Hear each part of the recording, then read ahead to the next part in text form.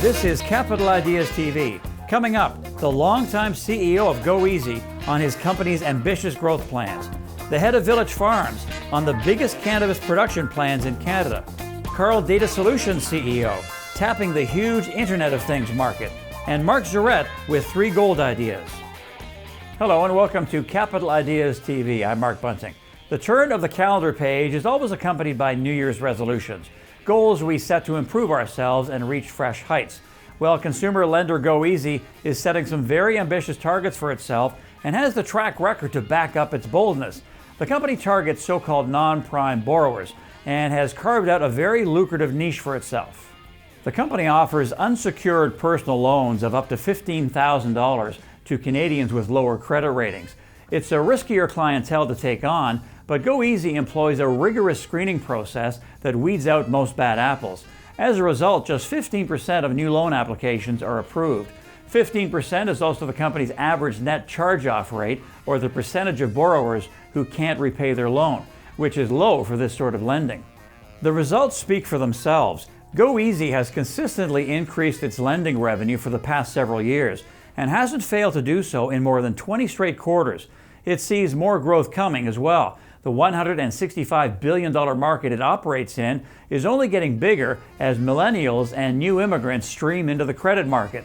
Both those groups typically need to tap into alternative lenders.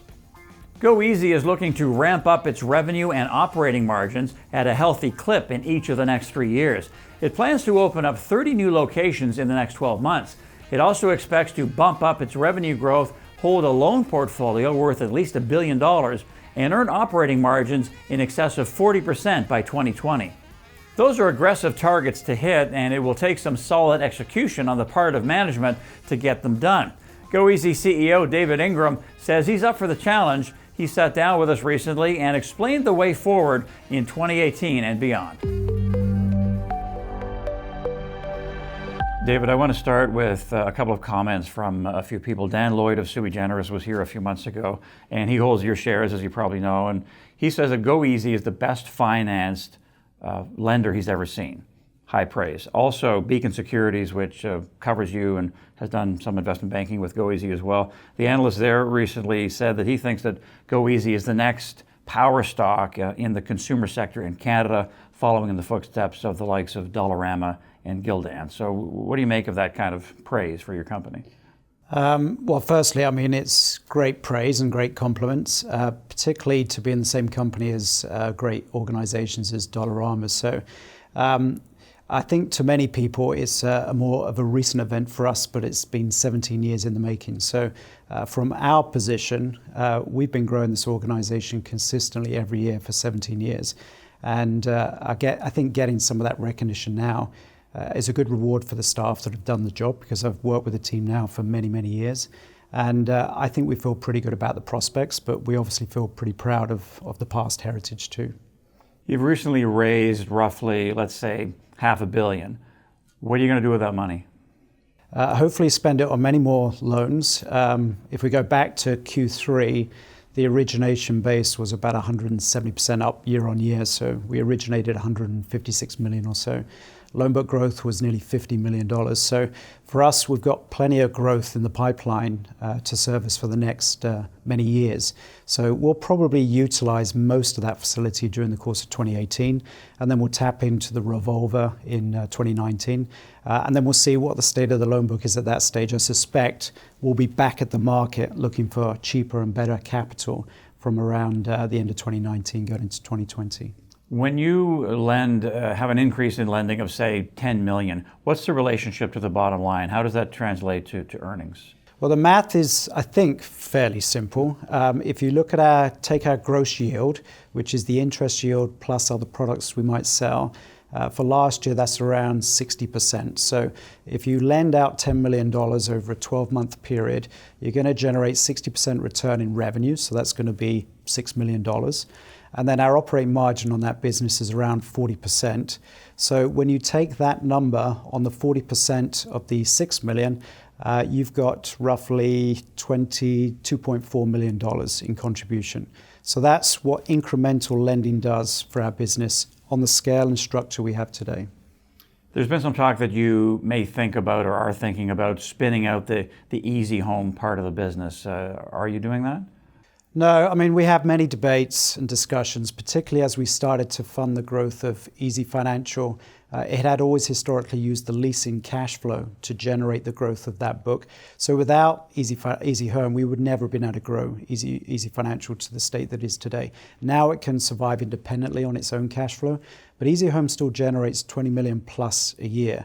And replacing that 20 million and selling that 20 million off, that would take quite a good purchase to make that feasible for us. So when we look around the industry today, the rent-to-own industry is not in growth mode, it's more in a decline mode. So to monetize the asset with a existing operator in that business, that might be quite tough to do.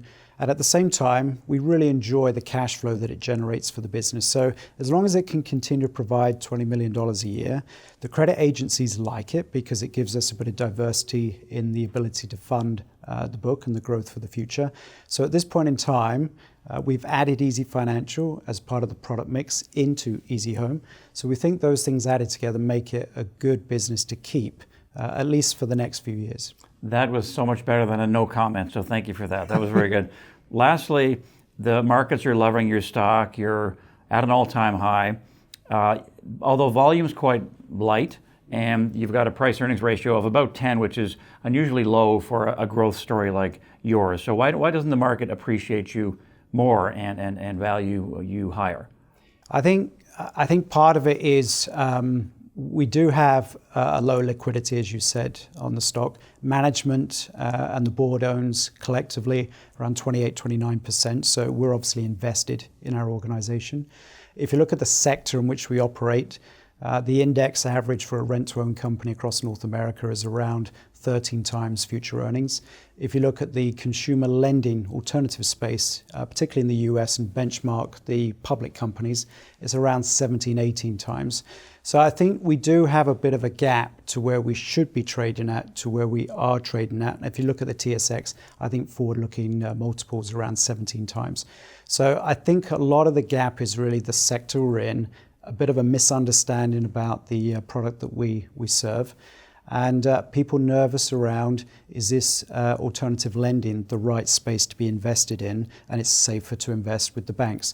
I think the more they get to know of us, the more that we meet particularly new investors, they get more comfortable. And as they get more comfortable, then they start to become inquisitive and investors in the company. So part of it's us telling the story.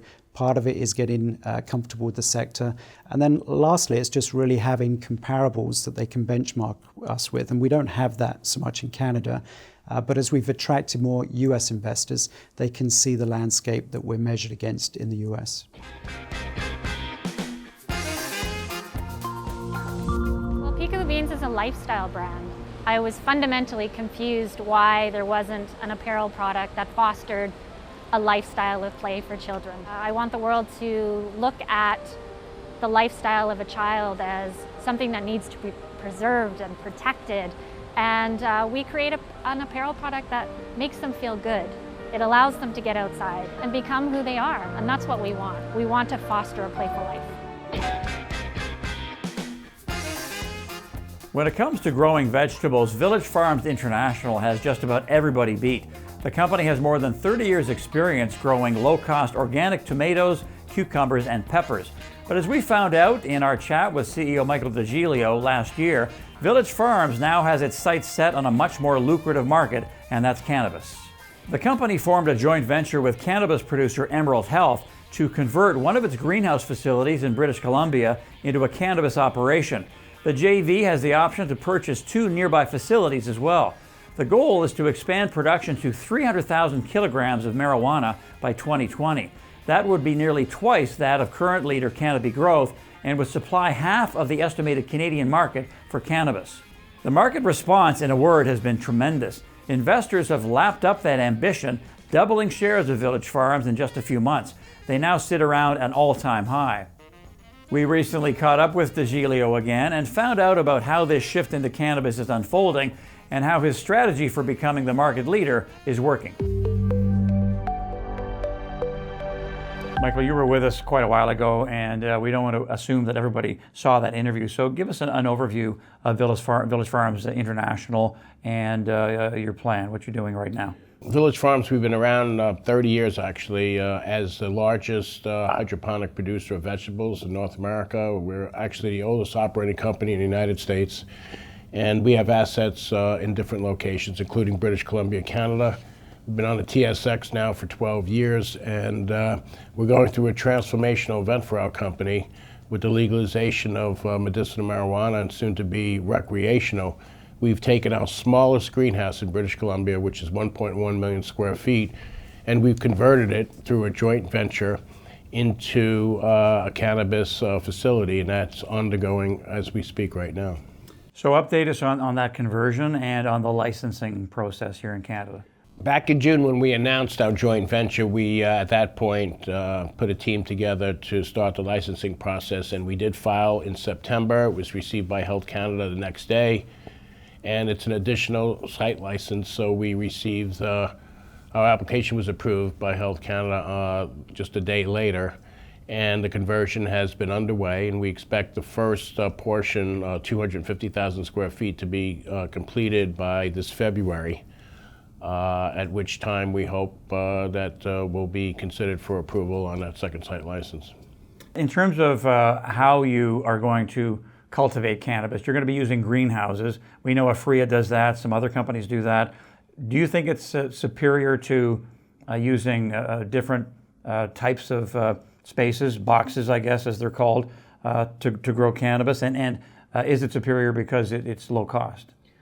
Well, I think many reasons. I mean, I absolutely think it's superior, and at the end of the day, it's an agricultural product. So marijuana, like any other product, will commoditize out. It's just a matter of time. Every single item that's an agricultural product is a commodity eventually. So you have to look at really what your cost of production is going to be in the future, not now.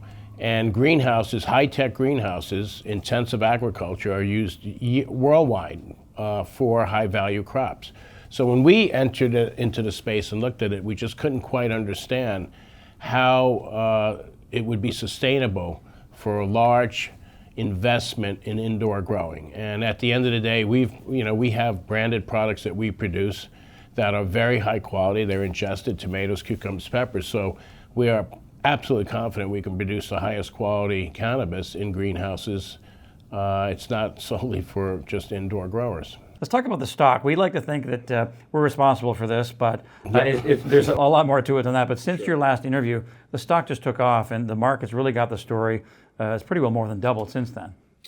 Well, it has, and I mean, we're still not receiving any coverage today, but through telling the story and people understanding the fundamentals of what we offer in the ability to convert existing high-tech greenhouses, not develop them, not build them, but convert them at a much lower cost.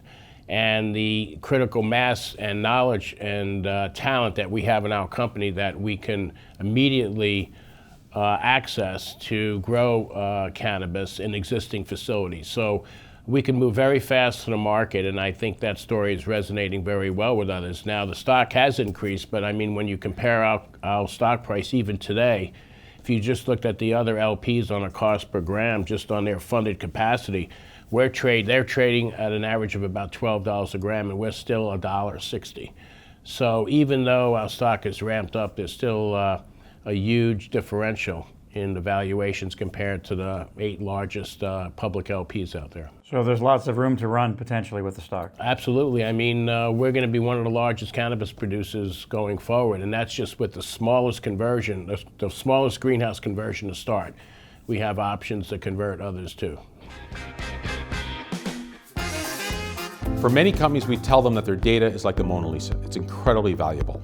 Every large organization in the world right now has a 42% compounded annual growth in their data storage, and the old methods aren't going to work.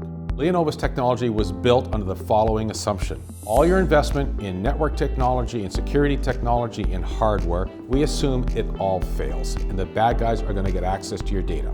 With Leonovas, we're the last line of defense. If you've ever suffered from information overload, you better buckle up. The world is about to experience a data dump like never before. The Internet of Things revolution is creating a world in which virtually everything has a sensor. Just take a look at this forecast from BI Intelligence. Analysts there expect there will be 22.5 billion devices hooked up to the Internet by 2021. All of those devices collecting all of that information are great, but only if you know how to use it. And most companies don't. In fact, they're already so overwhelmed by the sheer volume of information pouring in that most of it sits unused. But that potential is astounding. Here's a roundup of the global market forecast for the Internet of Things, courtesy of research firm IoT Analytics. IDC is by far the most optimistic. It predicts a $7 trillion market by 2020. But even the most conservative estimates from Vision Gain at $1.6 trillion and Harbor Research at $1 trillion are still very large. Carl Data Solutions is one of the companies making sense of this data deluge. Its big data as a solution software pulls in information from almost any sensor and churns out actionable insights. It even offers predictive models that help clients stay ahead of the curve. CEO Greg Johnston recently told us how he wants to quadruple the company's 2016 revenue in short order. He explains how he plans to do that. Greg, Carl Data Solutions recently announced a letter of intent with a blockchain company, very hot sector.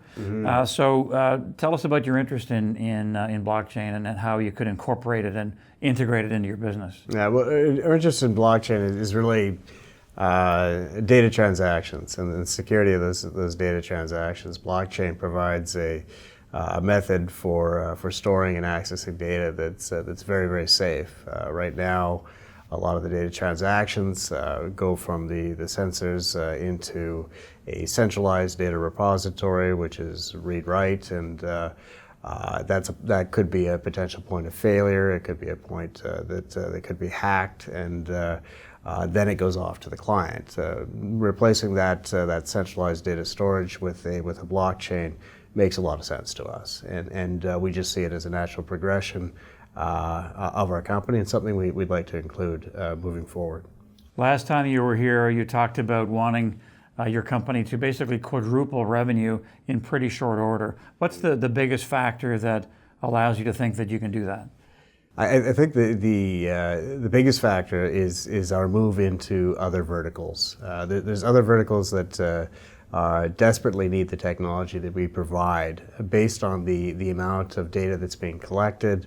And there's a lot of people in a lot of these industries that don't know that our technology actually even exists. So a recent example would be working with TECK Resources, building out a predictive analytics system for them that allows them to look ahead and see what environmental events may be impacting their tailings ponds.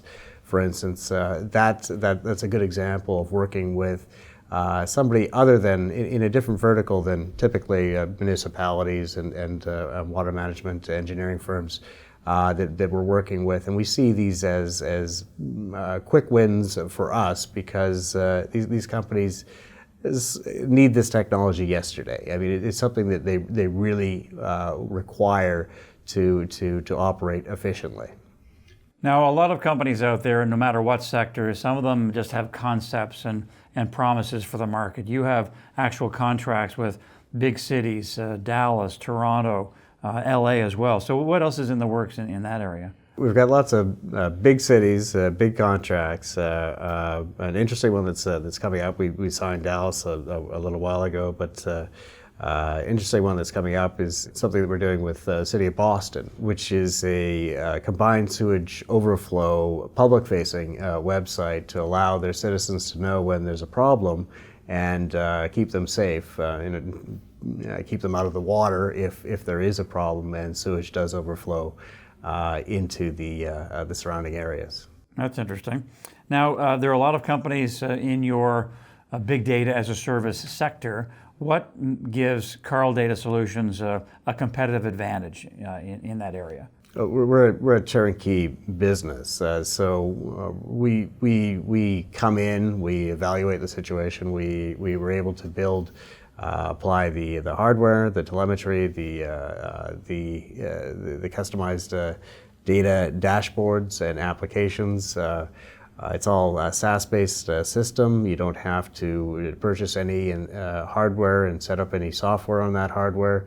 It's plug and play, basically. And so we make it easy for our clients. One thing you're working on, Greg, are predictive algorithms. Maybe you can explain what you're talking about there. And as you push into that area, does that add new revenue streams for you?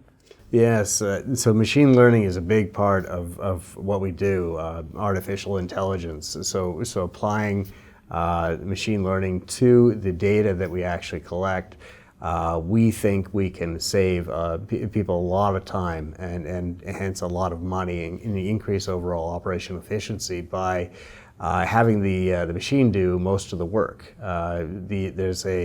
Our Polish subsidiary just received an EU grant, for instance, for developing anomaly detection. We do have some anomaly detection right now, but this would be taking it really to the next level. And the time savings for people in terms of looking at data sets at the end of the month to make sure that those data sets are free from bias or anomalous data that may come in from the sensors is immense value to our customers. Now, we were talking a while ago about how Carl Data fits into this huge burgeoning world of technology, which is constantly changing and fascinating, especially right now. Where do you guys fit? Well, I'd say that we're fundamentally a big data company, and we're big data as a service. So most companies won't be able to build out the infrastructure that we actually have. And that's where we shine. We can come in, we can collect all that data that these companies are collecting, put all that data together, and then feed it out to an application, a dashboard, or directly back into their enterprise system so they can make use of it. There's a huge need for this, for consolidating all the information that's being produced today, because there is a lot of it.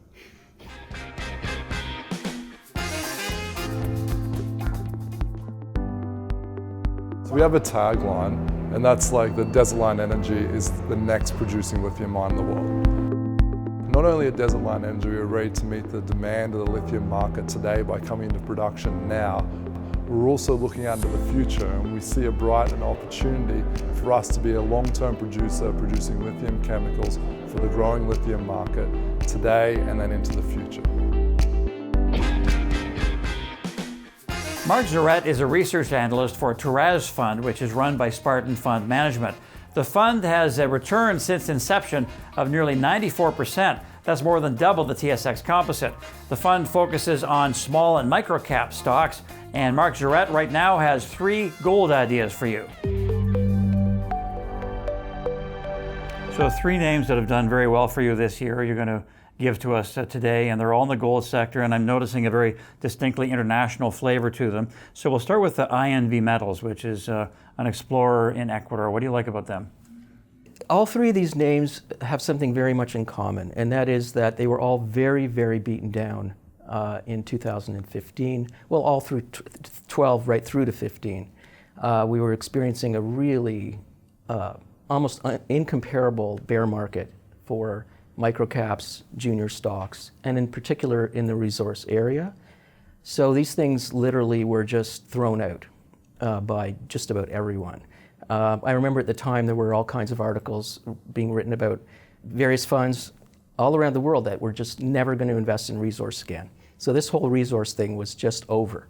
And people seem to forget that it's a cyclical business. So that's an opportunity for us. That's how we looked at it. So back to INV. INV in the beginning of 2016 was trading for under cash. In other words, their bank account more than took care of the stock price. So what you were getting for free at the time is you were getting a deposit in Ecuador, and a good one, over 3 million ounces at over 3 grams. You were getting that, so that came free. You were getting Terry McGibbon, by the way, also for free. So I don't know if you're familiar with the name Terry McGibbon, but Terry ran FNX and sold it to a major. He's currently TMAC Resources, Northern Canada, developing a deposit. A couple of other big credits to his name. Right. So Here was Terry McGibbon basically involved, as I'm pretty sure he was the chairman of a penny stock literally trading for 12 to 15 cents. At the very same time, Lucas Lundin was arriving in Ecuador. They bought the Fruta del Norte. Ecuador was making noises about becoming mine-friendly. They announced that they were coming to PDAC. And everybody was just ignoring INV. So that was our opportunity. So we stepped into that. Very good. Another name for us here is GeoDrill. This is a pure play driller in the gold sector in Africa. A lot of investors hear Africa and they say, oh, I want no part of that. But tell us about this one and why is it a good investment? You know what, it's again, the first thing that comes to my mind is that there was a person involved that drove our interest. And in this particular case, it's a guy by the name of Dave Harper. He's pretty much spent his entire career as a driller and then developing companies. He owns 41% of GeoDrill, so that's what you call skin in the game. Yeah. GeoDrill was also pretty much thrown out in 2015. In fact, I think there was a lot of capitulation on the part of funds and generally investors in general. I think it got down to a low of about 50 cents. There were some large trades at that area. We got involved at that area. What we liked about GeoDrill was that they maintained a pretty healthy balance sheet. They, I believe, were pretty much EBITDA positive through the downturn. They recognized that the money in the junior sector was disappearing, so they did something very smart, and they began to work out contracts with large companies. So now they were getting more involved in doing infill drilling on existing deposits, and that's a pretty stable, steady business. So they were no longer really dependent on the juniors, and it just seemed like a situation that would be ripe and ready for a recovery in the resource sector, which we believed was going to happen. So we still own it to this day. So we'll move on to Orion Resources. This company is exploring in Finland. It has a joint venture with Beta Gold. And you've got RBC as an investor, Mackenzie Investments as well. What are some of the factors here that make you like this one? Part of what we're always looking for, as I said, is early stage companies, early stage. In this particular case is the model. It's a prospect generator. And what prospect generators typically do is they develop a series of mining prospects. They do early groundwork, a little bit of geophysics, trenching, et cetera, and they look to find joint venture partners, big companies hopefully, that will fund the project, and the junior maintains an interest. And that was the Orion style. They had some interesting prospects in Mexico and Nevada, but when they secured this package in Finland, that's where we got really interested. And so they were able to do that. They were able to secure B2 as a JV partner, and all the while, the stock literally never traded over a dime. So that, I think, gives you more an impression of just how bad the market was at that time. That's how bad it was. It just wouldn't budge. And finally, around the beginning of 2016, the fog was lifting on the sector. People were starting to return, and the story just kept getting better and better traction since then. And we've stayed in. We like how the company's run. They've done some very non-dilutive financings with no warrants. They keep their burn very low. And to top it off, Kinross just came in for just under 10% at $232 to raise about, I think it was $15-16 million. So when you can find one of these early and stay with it, that can help provide some pretty good returns. And it pays for the ones that don't quite work out. From the heart of the financial district in downtown Toronto, that's our show for this week. I'm Mark Bunting. Be sure to subscribe to our YouTube channel so you don't miss an episode. And for more great investment ideas through our weekly digest and morning note, subscribe to capitalideasresearch.com. Thanks a lot for watching, and thanks for investing like a pro. We'll see you next time.